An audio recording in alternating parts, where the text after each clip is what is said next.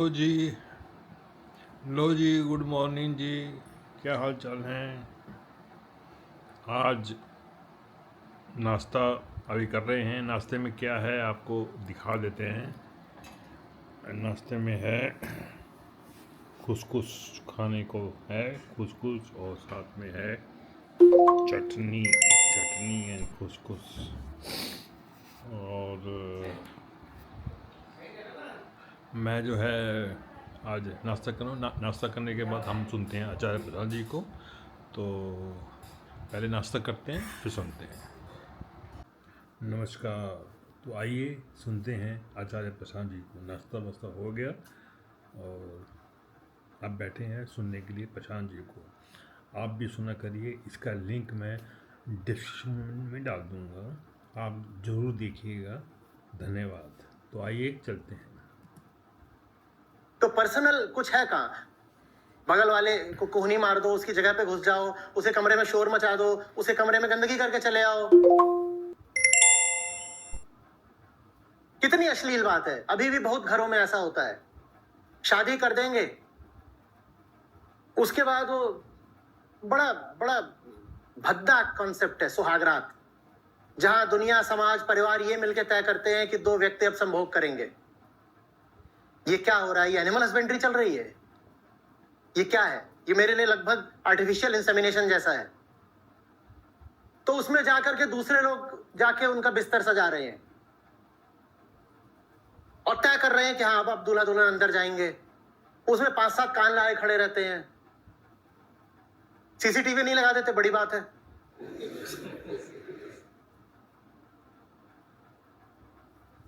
अगले दिन सुबह सासू जी पूछ रही हैं, बहू कैसा रहा? तुम्हारी सन्यास की उम्र आ गई सासू। पॉर्न में तुम्हारी रुचि खत्म नहीं हो रही?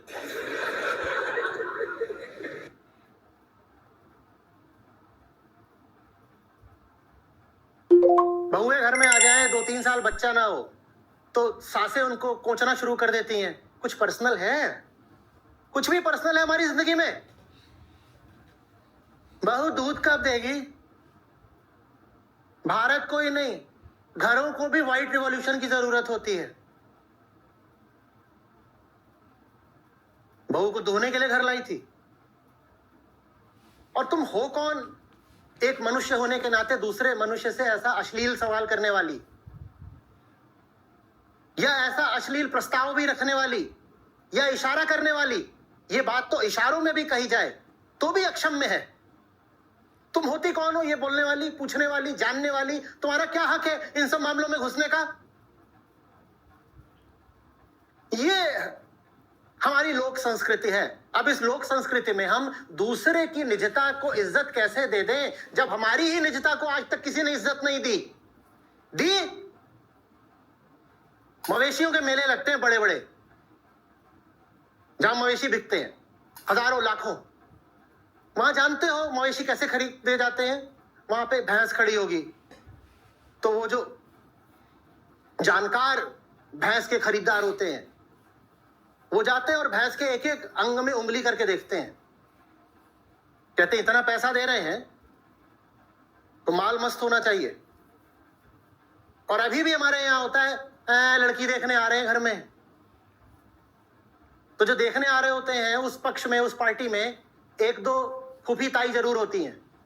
और फूफी ताई का काम होता है कि लड़की को पीछे वाले किसी कमरे में ले जाना। और अभी भी ऐसा होता है वो कि वो उसके कपड़े वपड़े थोड़ा हटवा करके उसके उंगली उंगली दबा दबू के पूरा देखती हैं कि फर्टाइल बढ़िया से होगी कि नहीं, बढ़िया दुधारू निकलेगी कि नहीं निकलेगी भैंस की तरह। अब तुम चाहते हो कि ऐसी परवरिश और ऐसे माहौल के बाद हम इंडिविजुअलिटी और पर्सनल स्पेस की इज्जत कर पाएंगे कभी? हमारी करी किसी ने? जब हमारी नहीं करी तो हम दूसरों ही कैसे करें?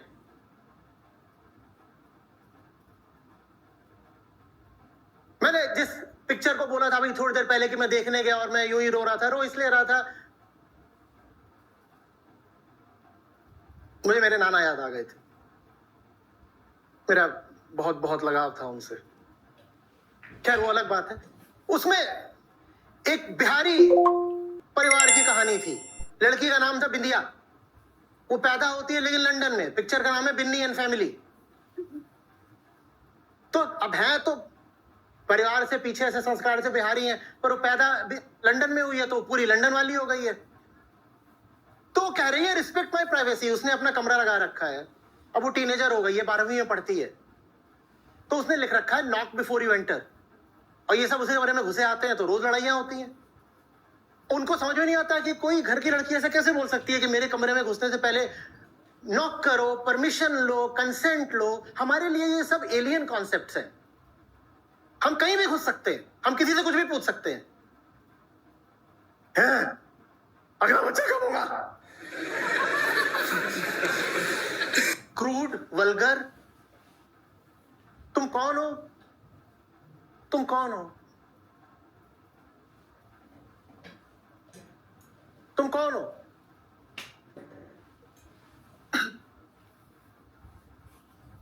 दुबे जी, किलकारियां कब गूंजेंगी? तुम कौन हो?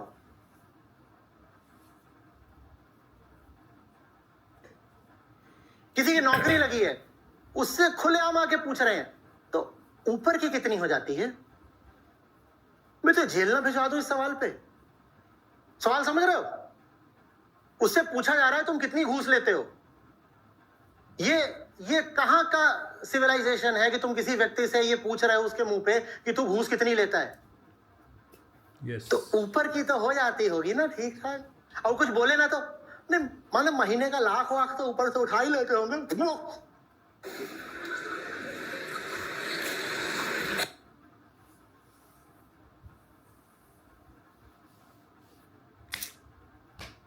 मैं लिफ्ट वगैरह का इस्तेमाल करने से बचता हूं। अगर 6ठी, 8वीं, 10वीं मंजिल है तो मैं कहता हूं मैं सीढ़ी से जाऊंगा। और मेरी इतनी दुर्दशा है, अच्छी से अच्छी सोसाइटी हो, बढ़िया से बढ़िया अपार्टमेंट हो, या चाहे वो एक अच्छी शॉपिंग मॉल या हॉस्पिटल, कुछ भी हो सकता है,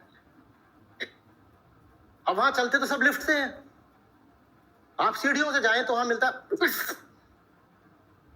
ऐसे हम रंगकारी करते हैं। हम कभी सोचते हैं क्या कि मेरा क्या हक है यहां पर पीक मारने का? हम कभी सोचते हैं क्या? हमारे लिए हर जगह ऐसी है, ये काम सिंगापुर में कर दो तो फाइन भी भरोगे, जेल भी जाओगे। थूक के दिखाओ सड़क पे।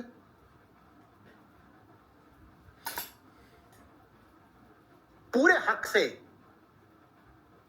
मुंबई की सोसाइटीज जहां पर किसी फ्लैट का किराया हो महीने का 3 लाख 5 लाख रुपए, वहां आप सीढ़ियों को लो तो वहां बिल्कुल चित्रकला की प्रदर्शनी लगी हुई है। एकदम निशाना ले लेके पीक मारी जाती हो।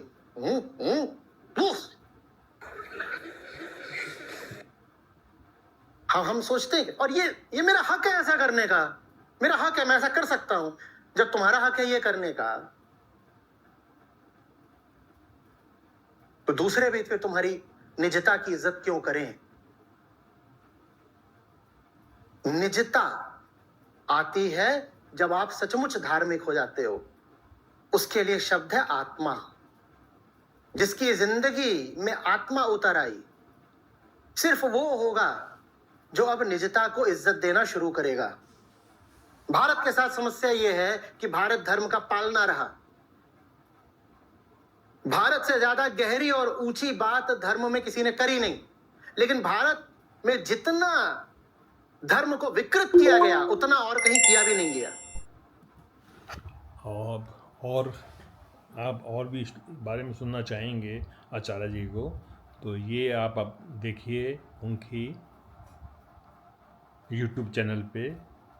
तो मैं उसका जो लिंक है आपको यूट्यूब चैनल में भेज दूंगा आपको, यानी कि डिस्क्रिप्शन में चैनल का नाम और चैनल का लिंक होगा। आप ज़रूर देखिए और आचार्य जी को फॉलो करिए। धन्यवाद।